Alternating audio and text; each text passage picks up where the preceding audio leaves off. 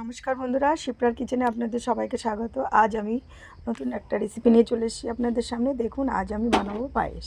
এর জন্য আমি দুধটাকে আগের থেকে ফুটিয়ে নিয়েছি। এবার এই ফোটান্ত দুধের মধ্যে আমি গোবিন্দভোগের চালগুলো ধুয়ে রেখেছি, ওগুলোকে দিয়ে দিচ্ছি। এবার এটাকে একটু জাল করে নেব। পায়েসের মধ্যে দেখুন সামান্য একটু লবণ দেবো, এটাকে নেড়ে ছেড়ে সেদ্ধ করে নেব।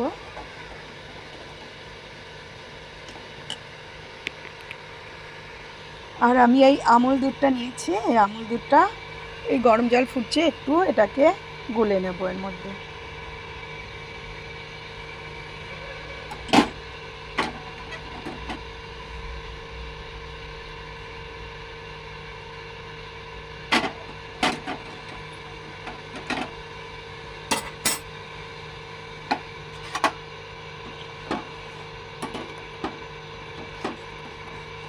এই আমুল দুধটা গুলে রেখে দেবো, পায়েসটা ঠিক হয়ে যাবে নামানোর আগে এই আমুল দুধটা দিয়ে আমি পায়েসটা নামিয়ে নেব।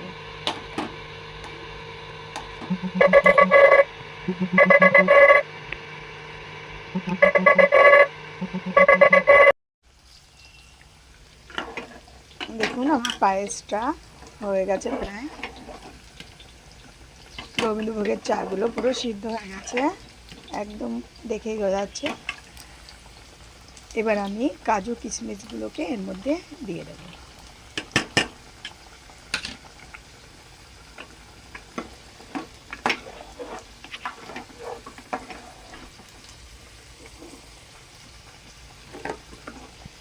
এবার আমি দিয়ে দিচ্ছি দেখুন খেজুরের গুড়।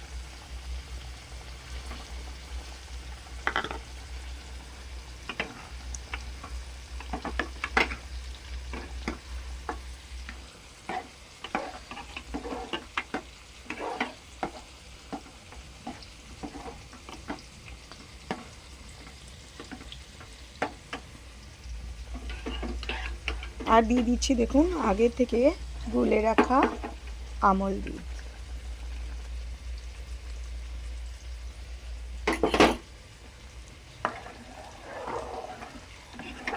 এবার নেড়ে ছেড়ে নামিয়ে নেব।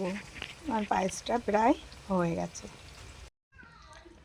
দেখুন আমার পায়েসটা একদম পারফেক্ট ঠিকঠাক হয়েছে। এই যে আমি এক বাটি পায়েস বেড়ে নিয়েছি আমার মেয়ের জন্য, ওকে দেব, এখন খেয়ে নেবে। বাই বাই বন্ধুরা। আমার এই শর্টকাট পায়েসের রেসিপিটা যদি আপনাদের ভালো লেগে থাকে অবশ্যই লাইক, শেয়ার আর সাবস্ক্রাইব করতে ভুলবেন না। Bye bye.